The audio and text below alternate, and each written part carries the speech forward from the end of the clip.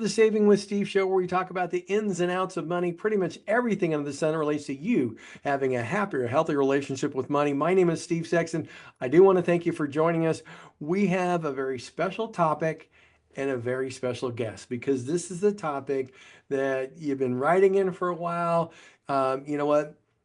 Debt, it has an emotional impact on people, especially in this current economic climate, and it's become more and more significant, and people are feeling more and more of the pressure. So how do we deal with it? How do we break free of that debt stigma, the shame, the embarrassment that goes along with it? With all that's going on today, what are some good money management practices you should be putting in place to make good financial decisions moving forward? And then, you know what? At the end of the day, sometimes people just really need help. And what are those options? And that's the reason why we have Natalia Brown here. She is I'm sorry, I just lost it. Okay. Um, don't worry, Cameron will edit this. You're the Chief Compliance and Consumer Affairs Officer. That's right. I saw Chief Client Operations Officer, but I knew that wasn't right. So, Cameron, here we go. Natalie, she goes by Nat. Is it okay if I call you Nat, Natalie? Natalia. Natalia, Cameron edit that. Okay. So, all right. So, Natalia, I'm sorry. Let me start over. Now, we're lucky to have Natalia Brown here. She is a Chief Client Operations Officer at National Debt Relief. Sorry, no, Um, it's Chief Compliance Officer. okay, Is that incorrect on your sheet? no, it's Okay. not. It's just Oh, that my assistant or my PR person combined a few things, and I'm okay. not seeing it. So bear So with it me. should be Chief Compliance and Consumer Affairs Officer. There we are. Okay. Okay. Okay. Let me just do a couple highlights here so we'll get rolling. Okay. Um,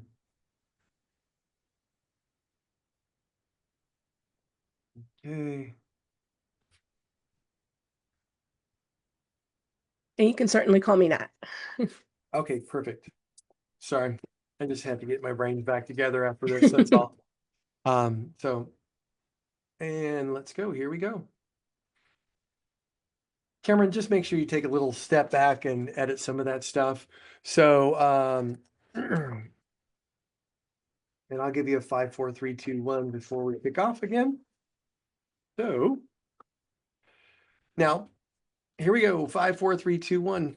Folks, Natalia Brown also goes by Nat. She is the Chief Compliance and Consumer Affairs Officer. She focuses on representing and advocating for their clients by ensuring the national debt relief upholds and follows best-in-class practices. Now, she served as the Chief Client Operations Officer. She's played vital roles for the last 14 years in that organization. She's passionate about helping people in the financial literacy and educated needed to achieve financial freedom, most importantly, peace of mind by getting and staying out of debt. That's big.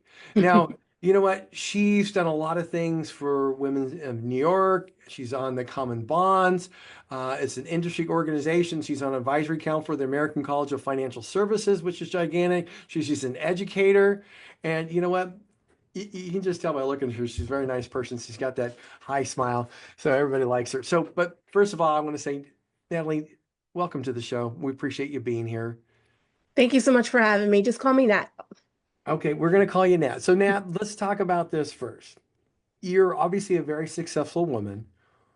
What got you working in the debt relief In the business? space, it really was the organization that got me in the space. Sometimes things start up as a job, and this actually turned into a career that I kind of learned to love because of all of the good that the organization was doing from a genuine place.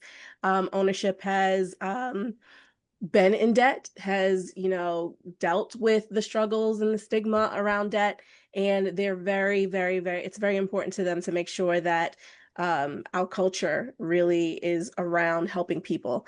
It just resonates with me personally because that's just something that I like to do in my professional and personal life. And that's why I got into debt relief because, it's a huge problem across the nation. And I think having advocates for people is hugely important. And I want to be the person that, kind of helps make the change.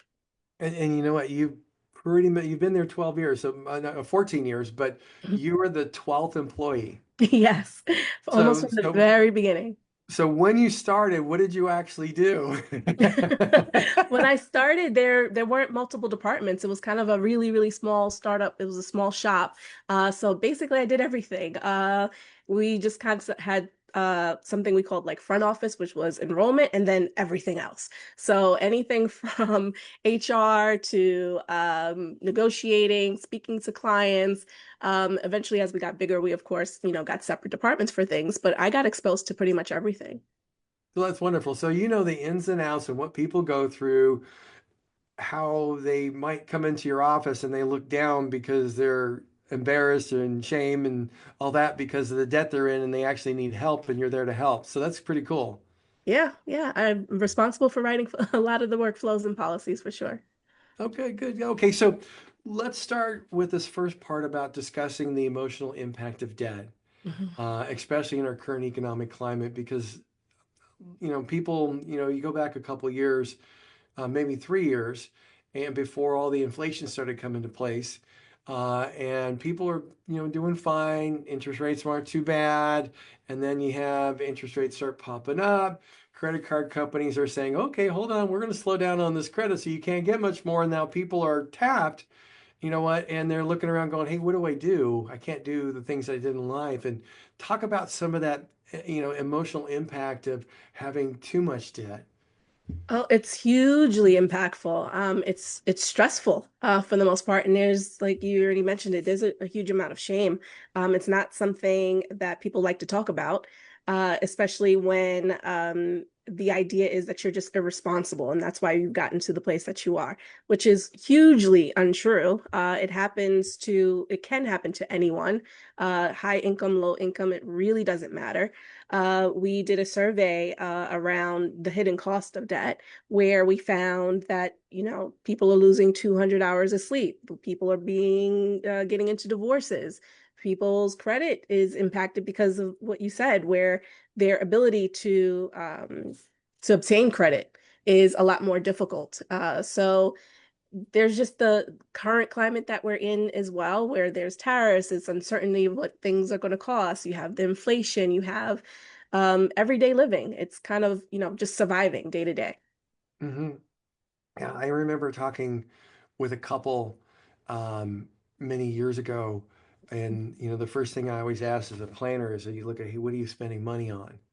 And you know what? It was really interesting to see what they're spending money on, but more importantly, who was driving what car? Because he had the big truck that got Hmm. 12 miles to the gallon, and she had the Prius, but she drove 10 miles a day and he drove 100. So, just by switching that was like a $400 savings a month in gas. But, people don't look at that. And you know what? When their interest rates went up on their credit card, it really made a big difference and what they could spend for the rest of their family because they had to cut things back. Hmm. And that squeeze and that pressure that keeps going there, I see a lot of people are feeling that. So, you know what? What are the key signs to start? When should somebody start asking for help? That's a great question because sometimes people don't know that they need help because they're surviving every month. But if you're in that pattern where you're only paying your minimums, where you're starting to use credit to pay off other credit cards or other debts, when you're really starting to look at prices a little bit closely, or kind of putting less gas in the tank so that you can save until that next check, when you're literally living check to check, not saving anything, when you're feeling your anxiety levels come up when that credit card bill comes in. Those are all signs that taking a look at spending and where you are as far as debt goes, that's the time when you're already and hopefully wanting to resolve that stress. That's wonderful. Hey, folks, we're going to take a quick break. Stick with us. We're going to be right back with Nat Brown. Perfect. Cameron, that's just business segment number one. We're going to move into segment number two with Natalia Brown. I just, it's just me. It's okay. Let's see. Here we go. Hey folks, welcome back to the Saving with Steve show where we talk about the ins and outs of money, pretty much everything there is some that relates to you having a happier, healthier relationship with money. Again, my name is Steve Sexton. All the replays are available at savingwithsteve.us. If you're enjoying the stories of helpful insight on Saving with Steve, then I encourage you to subscribe to our YouTube channel. Check out a few of our affiliates at UK Health Radio, BBS Radio, Talk Radio in New York City, E360 TV, Las Vegas TV Network. All these networks are dedicated to empowering you to live up your life and live a life of virtual, personal and financial freedom. Now, with that, let's get back to what we're talking about right here, right now. So, you know what, Nat, I think it's really important for people to, if you could, break down the debt stigma and then you go into the shame and how to look at it from a positive perspective. You know, I mean, I know it's a process, and could you also give us examples of people that you've worked with or your team's worked with, and how that's made a difference in their lives? Oh, of course. I actually have a really recent story. I spoke to a prospective client myself today.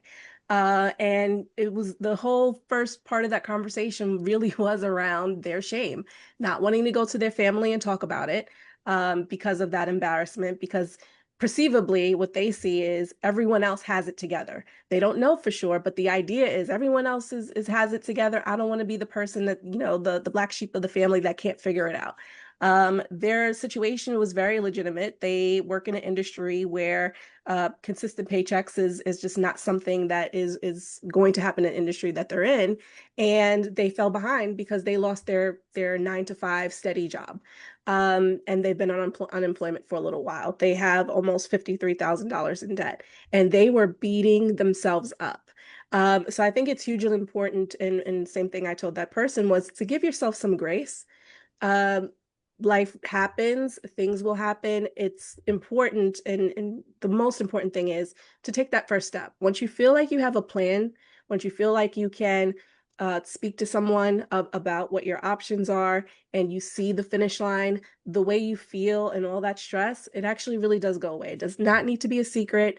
You just need to find the safe places to have those conversations. And we really, really make sure that we, as a team at National Debt Relief, we make sure we create safe spaces to have these conversations. Whether someone enrolls with us or not, it's sometimes just good to talk about what the options are. So here's a question, and then many of our viewers have asked this. You know what? There's always something where, and I call it the ostrich effect, where they just stick their head in the sand and don't Mhm. answer any of the calls, don't talk to anybody. How can, what, answering those calls and at least telling somebody where you're at make a difference for you, way you're dealing with this? Does that make sense? Yeah, that makes total sense. It is really your goals are have to outweigh the actions, right? The goal is to not feel that way anymore, and not doing anything is not going to change that circumstance.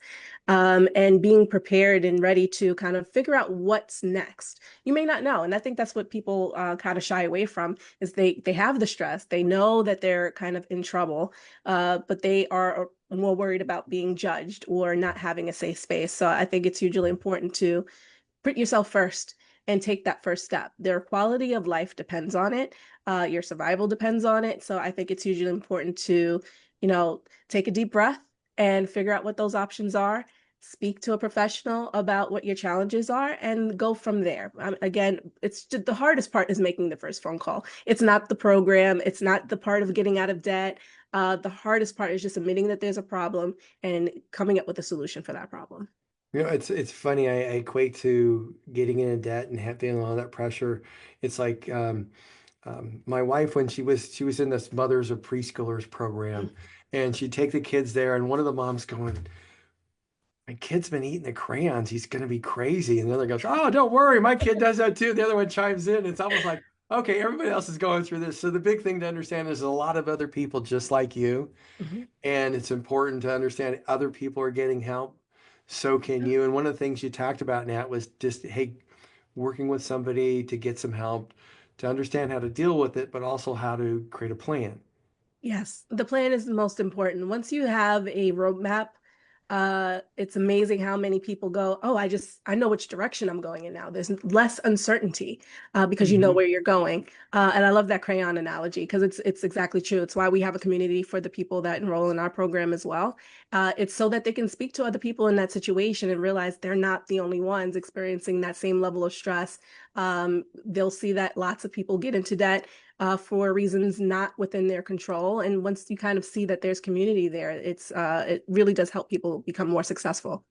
Yeah, you know what, and it's really interesting is I know we see all the actors and actresses and you see all the Facebook and stuff Hmm. like that, but there's many of those actors and actresses that don't have a clue and have spent themselves into some serious debt and they got help to work themselves out of it, and so can you. It's just that Hmm. nobody likes to show that because nobody likes to know, hey, this is what I did. Right. The keeping up of appearances. It's very true. And it's not just, at different income levels. There's different generations. Almost every generation is dealing with this. We did a survey with boomers and trying to really figure out, are they prepared for retirement? Are they concerned about their debt? We did it also with veterans specifically and figuring out if their debt was contributing to any mental health issues. And they reported that they believed that it was, right? So it impacts everyone in every demographic at every income level. Don't be fooled by what people are kind of posting on social. They're always posting the best out there. No one's really posting the worst of their life. So don't assume that they aren't in the same situation as the average consumer. Yeah, I agree. Don't be trying to keep up with the people on social media because Yes, it's please only their don't. their so to speak best life, and Right. their best life is basically an image that you see on a screen, which is never true. Never true. And the funny thing is, I've as a planner, I've had a number of people where their, you know, parents have said, the kids come in and says, I just found out because of having a new baby and they lost the insurance and all that stuff, they're hemorrhaging medical bill debt. Yeah. And, my son was super embarrassed until I told him, yeah, we went through the same thing. This is what Hmm. we did. So get on Right. it. 100% agree. Medical debt is one of those hidden factors that people don't always know what they're gonna have as a cost, right? When you Hmm. have an emergency, even when you have insurance, I think at least a lot of our clients don't realize that there's still a cost just because you have insurance and you might have a major procedure or even a minor one that may not be covered, and now you owe money. So I think medical debt for sure is something that I try to encourage people who don't have insurance to make sure they have it because it still helps. It's better than having none. And really understanding what your costs are whenever possible when you're getting treatment as well. Okay, so you know what? Let's talk a little bit about your program at National Debt Relief. Mhm. And then in the next segment, I would like to talk about, student loan debt. Mhm. We talked about medical debt. There's all different types of debt. And you know what? And then in the last segment, I'd like to talk about, practical money management tips for families trying to make smart decisions. Is that good? Great. That sounds great. Okay. Okay, so let's talk a little bit. And I know we got about 2 minutes left in this segment, but then we're gonna continue on with what National Debt Relief does. So help our audience understand exactly what National Debt Relief does there, Nat. So what we do is we help our consumers reduce the amount that they owe with their unsecured debt. Unsecured debt is typically credit card debt, personal loans, and medical debt. It starts with a free consultation. We always want to make sure our consumers have a clear understanding of what they're signing up for. So we're very transparent. We want to understand what the goals are. We would do a soft credit pull to kind of understand what that unsecured debt looks like. We do a budget analysis to really understand if this is the right option, if it's affordable or not for that particular person. If we mutually agree to move forward, there's contract signing. We like to read along with our consumers to make sure that they understand the contract because that can be very legally and people don't Hmm. always understand what they're reading. So we actually walk them through it as well. Then that consumer opens up a savings account that's in their name that they own and they start accumulating funds through deposits. And as those funds build up, we'll take those funds, approach a creditor, ask them to reduce the amount that they owe. Typically, it's around 55% on the dollar, which means, if you owe $1,000, we'll ask the creditor if they'll accept $550 instead. At that point, if there's all an agreement and the client agrees as well, that payment will go out to the creditor and that debt is gone. And then we'll work on the next one and the next one until there's no more unsecured debt. That's wonderful. Folks, did you hear that? That's great. Look, we're going to take a quick break. We'll be right back with more Saving with Steve and Nat Brown. Perfect. Thank you. You're doing really well. Do you do this often or? Yes. Okay, I'm So glad. it's not, I don't always love to do these things, but yes, I've been voluntold. Okay, no, you're doing great. It just I can always tell with somebody's done this a few times because I started doing local news back in 2006. Oh, wow. I've been on a lot of them before I even started this thing. Mhm. Actually, somebody said I had a good voice and I should do it. That's Yeah, how I you actually do have got a good started. podcast voice, actually. That is, yeah, right on.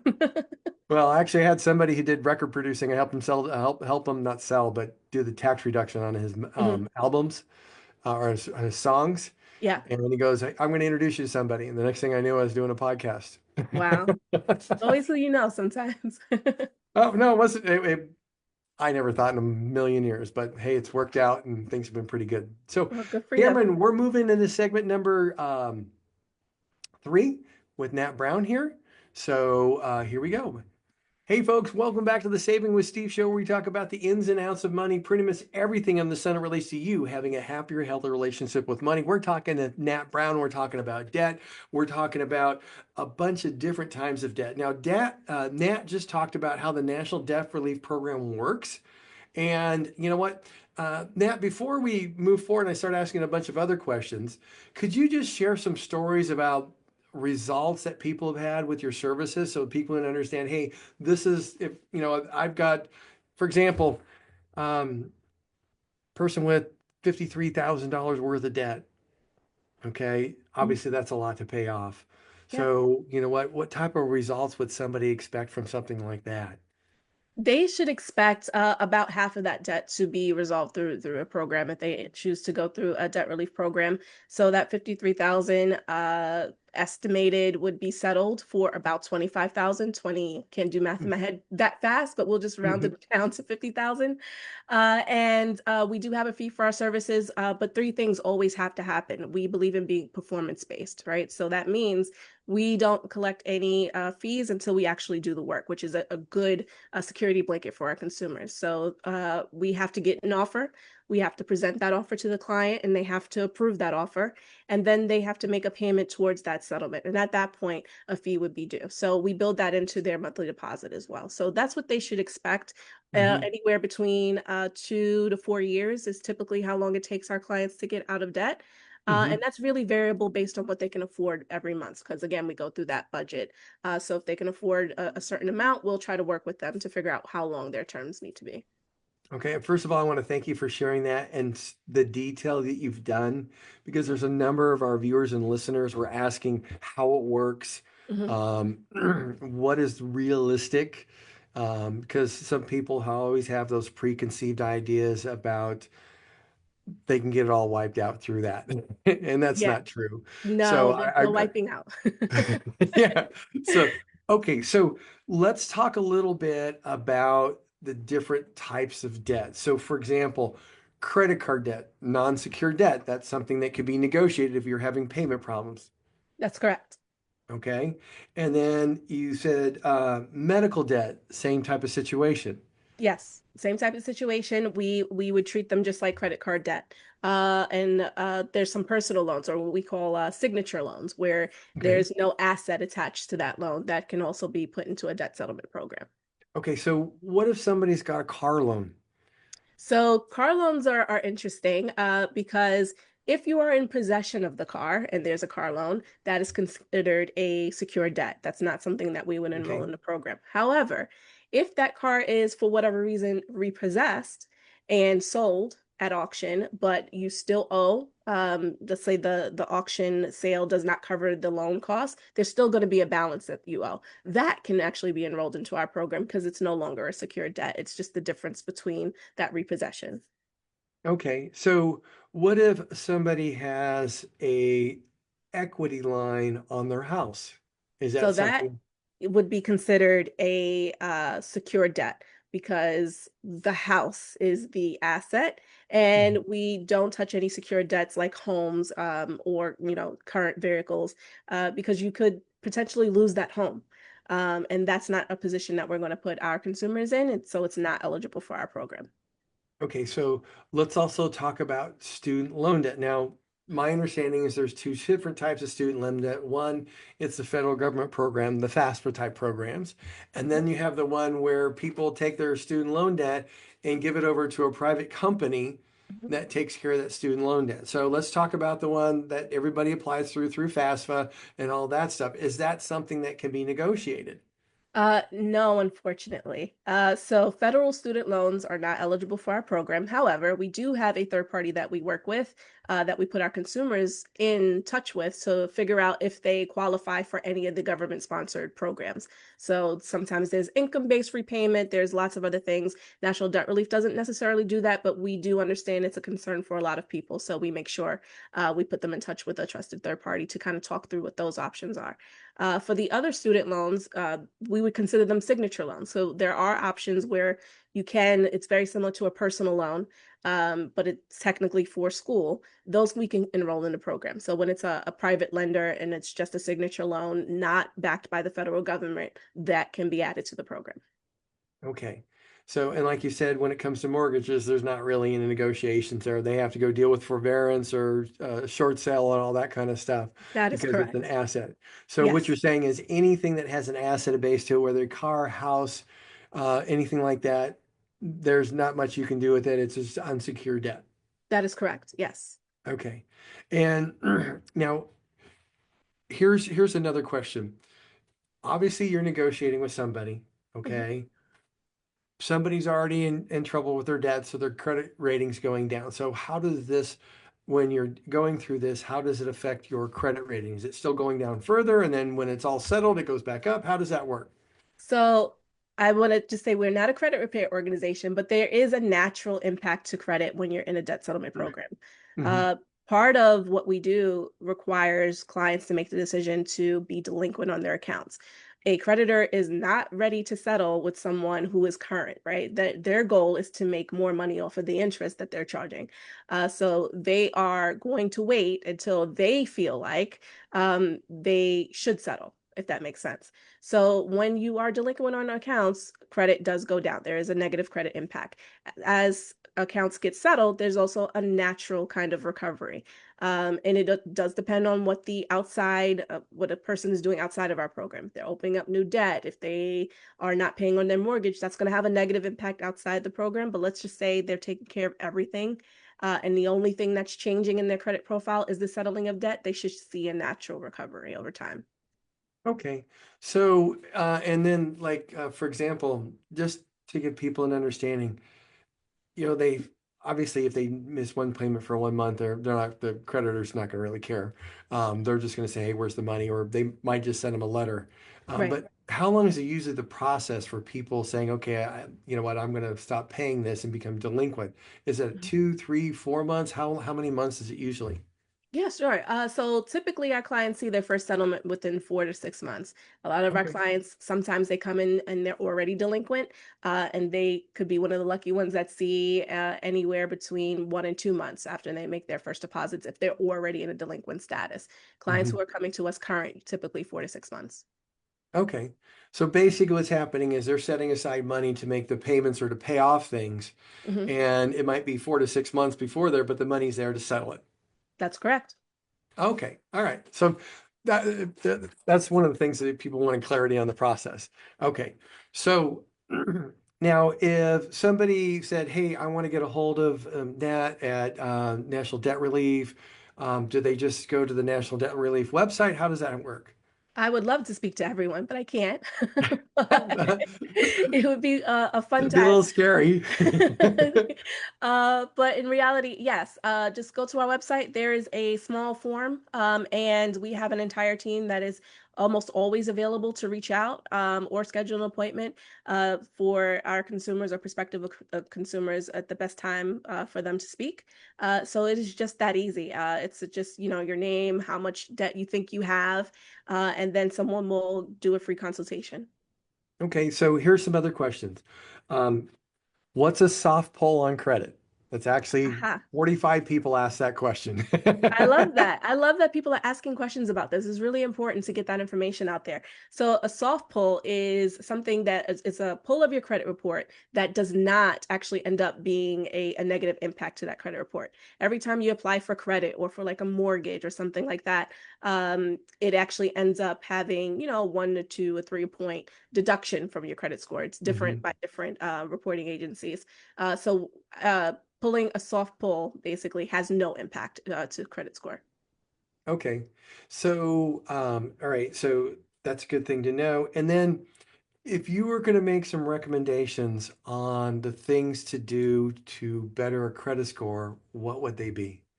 I can't talk about credit score very much because I don't have enough familiarity around credit score and credit reporting bureaus. But I can say generally, taking care of the debt is one Hmm. way to absolutely um, get to that place where you can have credit improvement. Okay, perfect. Folks, you need to stick with us. We'll be right back with more Nat Brown, and we'll see you in a moment. Perfect. Okay. The last part is we're going to be talking about, I'm just going to kind of let you run with this. So you have about 10 minutes to run with it. And it's just ending with practical money management tips for families trying to make smart financial decisions under pressure. Mhm. And then you don't have to go 10 minutes, but maybe 8 minutes. And then I'd like to have you do a little commercial on national debt relief. Okay, Okay, does that work? sure. That works for Okay. me. Okay. Cameron, we're moving into segment four with Nat Brown here at National Debt Relief. So five, four, three, two, one. Whoops, we got to reset that.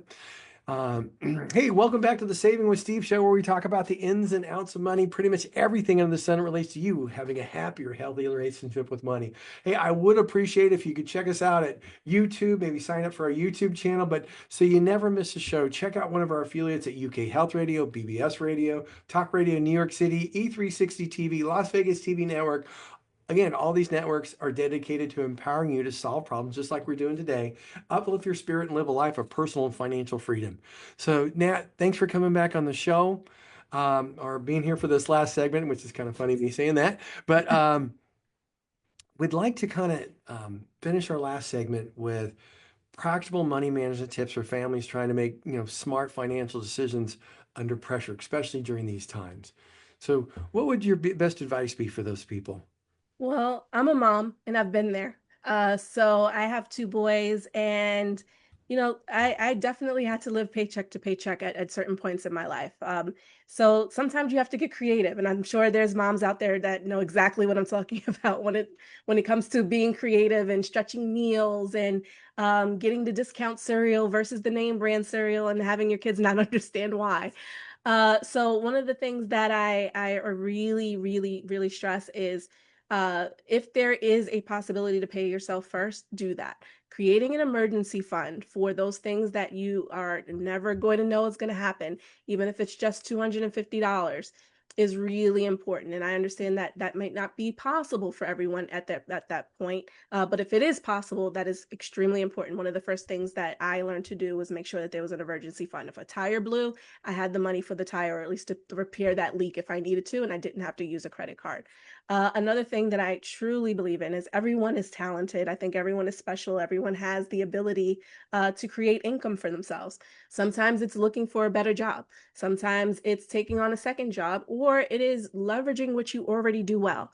If you have a hobby that you can monetize, it is just do it, right? You have Etsy, you have all of these platforms out there where you can bring in an extra $100 a month if you need to. And if you are really successful, you can bring in way more. So really supplementing your income for those shortfalls. The other thing is be honest about the budget.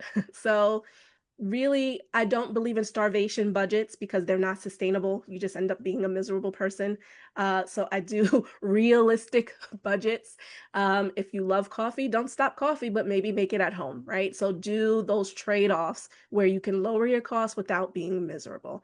And just being really honest about where you're spending your money is hugely important. Really understand the difference between needs and wants. I know we want to keep up with the Joneses, and I know we want to go on the vacations or go out to dinner. But the reality is, while you're taking care of debt, you have to be realistic about what you can and cannot do, and prioritize the things that are truly important to you. So me, I'm a coffee person. I'm never going to stop drinking coffee. So I prioritize. That was my treat to self during those times. But I wouldn't necessarily go out to dinner with my friends, but I would say, hey, do you want to go to the park and let's, make some food, have a little potluck. I'm still spending time with friends. I'm still out and about. I'm still socializing, but I'm not spending a whole bunch of money. There's always a trade-off. So I think it's hugely important to figure out where your trade-offs are, figure out what you can leverage, and don't be afraid to leave that job for a better job. I think a lot of people have some loyalty to organizations that maybe they shouldn't have, right? Ask for the raise. If they don't give you the raise, find the job that will. That's wonderful. Yeah, Yeah. I think it's really cool from some of the things you've said, and I was thinking about them. We used to, when we were younger and still grinding through things, Hmm. we had a gourmet group. It was about 10 families, and we just had a theme night, and everybody brought a portion of the meal and Oh, their I love that. whatever to drink. So it was next to nothing. And, having a park party is not a bad thing because you have all your friends there, and if you have young kids, they don't know. So it's very, very, very, very cool. And one of the things that, what is it? um, how to put it, the mom's trips to Kohl's, Marshalls, Yeah. and all those places for looking for that one little item that might be 60 or 70% off makes all the difference in the world. Yeah, the So, hunt becomes fun, right? When you find something on steep discount, you get the same thrill as if you bought it full price, but you didn't. So yeah, that's another tip is never pay full price for anything. Always negotiate if you can. oh yeah, no, my wife says it was on sale and we really, really needed it. That's the best way. Oh no, I think it's great. And there's nothing wrong with going to all the eat buffet places. It's Hmm. still dinner out.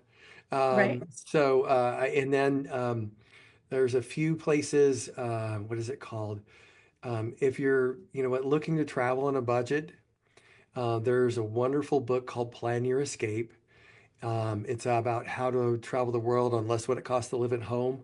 And it gives you Oh, practical tips on finding trips, cruises, all that kind of stuff for low cost, not cheap, not staying at the Motel 6 at the place, but low cost. So, for example, if you go to Hawaii, there's, most Westons are $700-800 a night. mhm. But you know what? There's things that are timeshares where people just want to get the annual fees covered. So you might pay $150 a night and you'll get Yeah. all the amenities of the hotel for a fraction of the cost. There's things like that, and that people can do to save and do all that stuff. But I think it's really cool that you're sharing those practical tips Yeah. with everybody. I love So, that you said that. You just reminded me of one more thing. And I joke about this all the time is when we're buying something like on Amazon, we will look at those reviews all day long to figure out if we should buy the thing. Make sure you look at all of the reviews, right? For everything. Make sure you do that same level of research on the price, right? It's not just about is the thing good, but make sure you're shopping around for a better price. And I just love that you gave that example because you could pay the $700 for the same room, or you could pay $150. It just takes a little bit more effort to go find that deal. oh yeah, oh yeah, you know what? And there's what is it? There's a website you can go to, and I forget what it is, and we have it on our website for one of our Mhm. other guests that was here about travel. And she says, you know what? It's the mispriced website for air travel. Yeah. So, for example, if an airline says, your regular price is $500, but they mess up and advertise it online for $120 because they Mhm. messed up, they've got to give it to you at that price. And Yep. this website, all it does is just show those screw ups. So if you want to use it, you can. Oh, that's wonderful. I'm gonna write that one down. Yeah. So yeah, that's the Adrian Berg episode. It was just wonderful. So I'll tell you what, I want to thank you so much for being here. Tell us a little bit more about I'm sorry, National Debt Relief and how people can get a hold of you, Natalie. Uh, Natalia. Sorry. no worries. We can be found at nationaldebtrelief.com. Just fill out a little bit of form, or you can give us a phone call. It's also on the website. Don't remember it off the top of my head, but it is at nationaldebtrelief.com. Super easy and simple. Appreciate you being here. Nat, Thank I you. hope you have a wonderful day. And thank you so much for imparting the wisdom that you've done today. It'll make a big difference with all the people who are listening. I So really do again, appreciate thank you you. having me. Thank And you. you know what? We might have you back for another segment if that's okay. Yeah, I would Because love to. sometimes we do panel stuff and I'd love to have you back for one of those. Great. I'd be happy to. All right. Hey, thanks so much for being with us, folks. Stick with us. We'll be right back with more Saving with Steve.